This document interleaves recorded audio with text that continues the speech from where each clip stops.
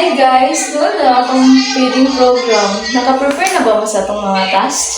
Nandito na ako sa mga kinahananan. Ikaw, Angel? Nag-coordinate ko sa atong mga volunteers. And ikaw, Mark? Ha? Ako? Okay na siguro hindi akong ibuha. Bahala na mo sa uban. Ako? Tapos naman ko sa akong part. Pero Mark, di ba nila itong mga pinabanga? Dili ta magkanya-kanya because dili mo na para sa atong para na sa itong mga bata. Mga bata nga nasa lansangan.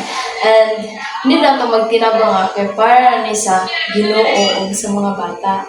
Kung saan naman ta si Ginoo, diba? Kung kabubuton niya, hindi tabo na lagi na. Bahala na. Naisip mo to, pero mas maayo kung tinamangay niya ako pa.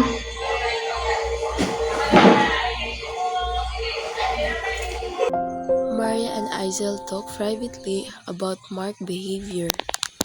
Please, ako yung serious sa inyo ang volunteering heart. Masama na. This is the basta magkanya-kanya ta. Wala ka na faithful man ito si Mark pero wala siya teamwork. Namatay na ko siya. Pero basta may lang siya or ito ko siguro siya okay lang. Wala siguro siya kabantay na naka-apektan siya sa grupo. Ito ba, kusog ka sa pag-ampo, kusog ka sa pagtuo. Pero pag wala tayo tinabangay, wala magyapon siya ipulos. No, siguro kailangan na natin siya kailangan na maayo. Sige.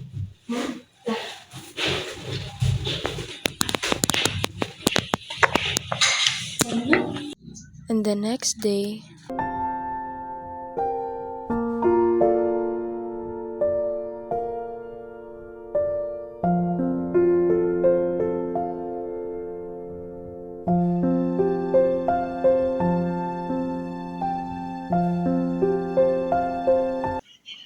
Mark, naman sa rin kang hanggang Sorry jud kay Zel kay wala jud ko sa murag to gahapon.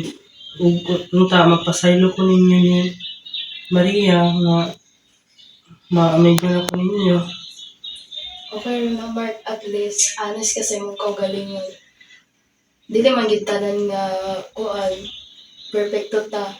Naiyapon tay sayo. Maskin ako naiyapon ko sayop sa akong kaugalingon. Basta okay ra gid kay to. At least kabalo gid ka unsay consequence ato.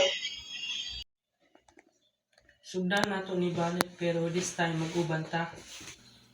Kung maghiusa ta, mas mabless pa gyud ang Ginoo sa atong paningkamot.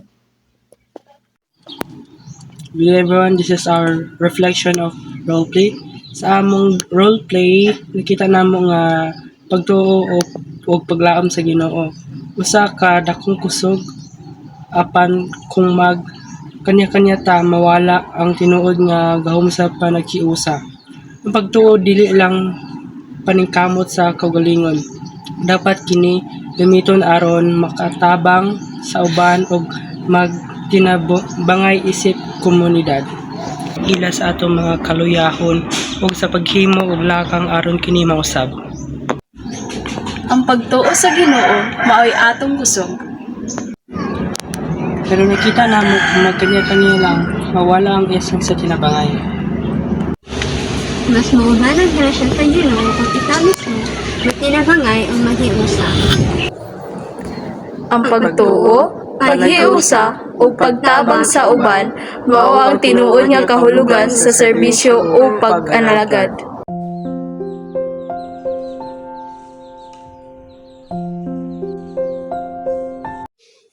That's all. Thank you. Thank you. Bye-bye.